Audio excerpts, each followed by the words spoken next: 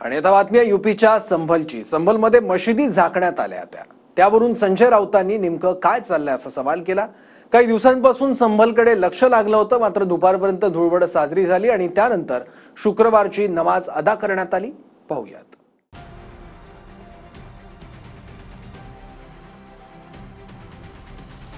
कुठे मशिदीवरती झाकून ठेवण्याची वेळ येते, कुठे होळी एका बाजूला आणि नमाज दुसऱ्या बाजूला वगैरे, ठीक आहे। होळीला मशिदी झाकून ठेवण्याची वेळ आली आहे, हे संजय राऊतांचं वक्तव्य उत्तर प्रदेशच्या संभलवरचं आहे।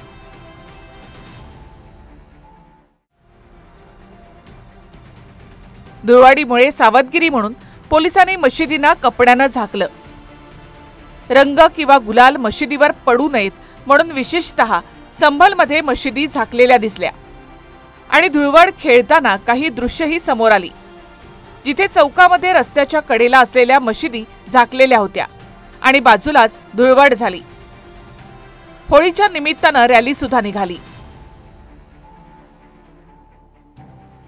होळी हा सगळ्यांनी एकत्र येऊन रंग उधळण्याचा, सुखदुःखामध्ये एकत्र येण्याचा असा हा सण आहे, उत्सव आहे। आज देशामध्ये काय चाललंय, महाराष्ट्रात काय चाललंय, कुठे मशिदीवरती झाकून ठेवण्याची वेळ येते, कुठे होळी एका बाजूला आणि नमाज दुसऱ्या बाजूला वगैरे, ठीक आहे। हे दिवस सुद्धा निघून जाते, हे दिवस सुद्धा निघून जाते।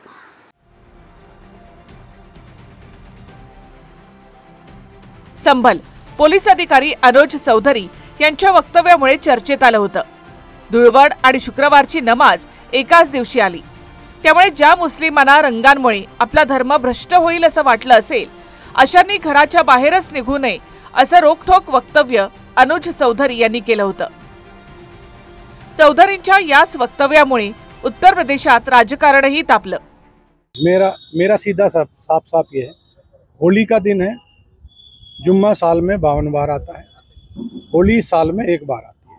तो मुस्लिम समुदाय के लोगों को यदि किसी को लगता है भाई आपको होली के रंग से आपका धर्म भ्रष्ट हो जाएगा या जो भी है, तो वो उस दिन ना निकले, घर से ना निकले, और यदि निकले तो उसका इतना बड़ा दिल होना चाहिए, वो दिल होना चाहिए कि भाई सब एक जैसे हैं, रंग तो रंग है।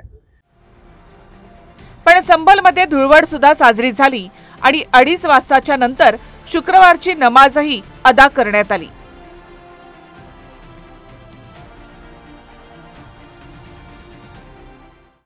सोचता हूँ तो मेरी आंख भर आती है, मुल्क से मेरा रिश्ता बड़ा जज्बाती है। एक दिन मेरे आका ने कहा था, ये मदीने में कभी मुझे हिंद से जन्नत की ठंडी हवा आती है। तो आप लोगों wish happy Diwali, happy Holy. बहुत बढ़िया हो गया हमारे संभल में, जो आपस में भाईचारा है, ऐसा नहीं है। पुराना शहर है, भाईचारे का शहर है ये। नमाज का टाइम ये भाईचारे का तो सबूत है कि नमाज 1 घंटा लेट कर ली हमने। 2 बजे होली चौपाई निकल गई और 2:30 बजे नमाज हो गई, बहुत अच्छा लगा। सब शांति है, बिल्कुल फर्स्ट क्लास।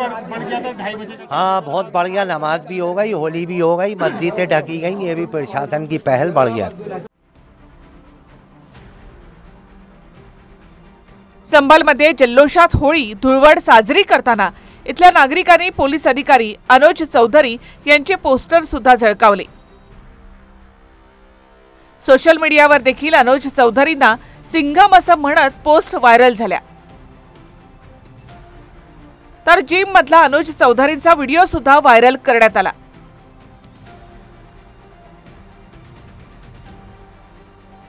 यूपी मधलं संभल हे शहर संवेदनशील असं शहर आहे। त्याचं कारण म्हणजे गेल्या वर्षी इथं कोर्टाच्या आदेशानंतर जामा मशिदीमध्ये सर्वेक्षण करण्यासाठी आलेल्या अधिकाऱ्यांवर दगडफेक झाली आणि नंतर हिंसा भडकली। पण आता संभल शहरानं एकता दाखवून दिली, होळीही साजरी झाली आणि शुक्रवारची नमाजही। Bureau report, TV9 Marathi.